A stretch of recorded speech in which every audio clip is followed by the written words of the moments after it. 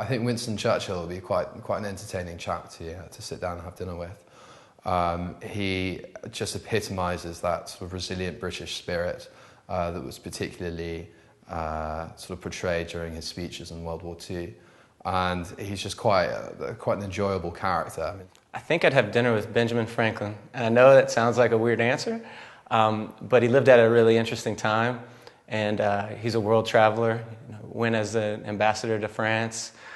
He's also kind of a party guy, so I think the dinner would be really fun. My mother passed away like 4 years ago, so if I could have, I've always said I would give away anything and everything for one more day with her, so I'd have to pick her. I mean, it's an easy decision.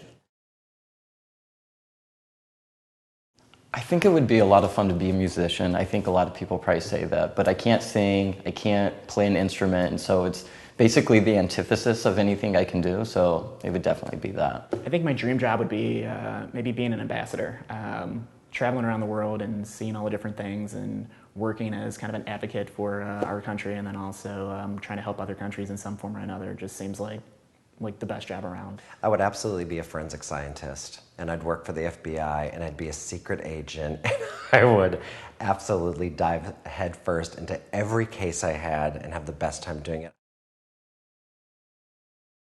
Alaska. I went up there on a 3-week kayak trip, and we went to the Kenai Fjords, which is just outside of Seward and Anchorage, and they dropped us off there, and we were there for 3 weeks in the wilderness, just kind of living on our own, very low impact, and it was just absolutely beautiful. Definitely the most exotic place I've been to, I think, is St. Petersburg, Russia. And they have the Hermitage Museum, which is the old Tsar's castle. And I'm an art appreciator, not an aficionado, not a buff, but the art collection there is unbelievable. I mean, I've been to, the Art Institute here, and I've been to the Prado in Spain, I've been to the Vatican museums, I've seen some incredible museums, but the Hermitage collection is 10 times better. Dubai, and I was there twice, about 2 years ago, and for work and a little bit of leisure above it, we did a party in the desert about an hour outside of Dubai, where camels roamed and Arabian men rode Arabian horses.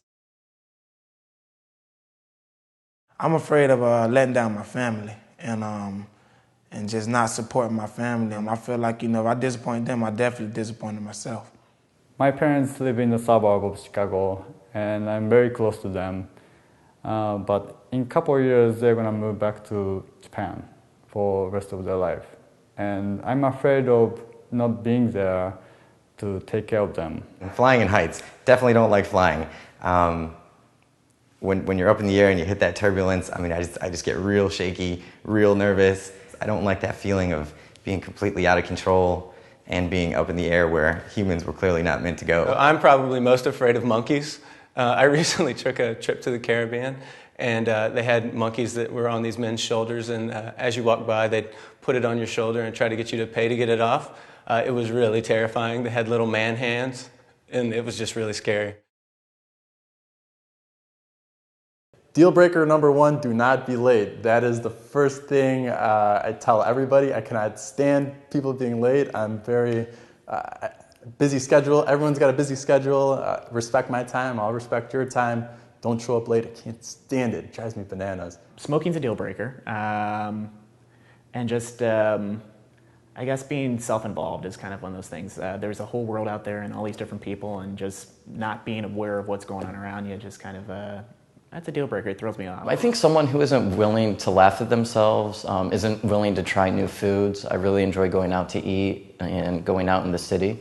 If someone just wants to stay at home all the time, I think that's sort of a deal breaker. Someone who doesn't have a very good sense of humour. I definitely need a girl who sort of understands my sense of humour. Hopefully is quite funny herself.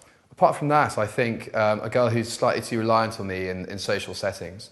I find it very attractive when girls are off and they're able to sort of, walk around the room and talk to all sorts of people. My happy place is the gym. I try to block out about an hour or two every day, and that's kind of my me time where I get to focus on myself. I don't have to worry about salesmen calling me or other situations or distractions that are going on. This is a place called Map Room. When on every Tuesday they have international night where they serve food catered by different restaurants. My happy place in Chicago is Club Vibe. I know that I'm gonna have a good time, being that it's a good DJ. I can go in there, I can dance, I can sit down, I can, go in there and just enjoy myself and know that I'm safe and that I'm around a great crowd.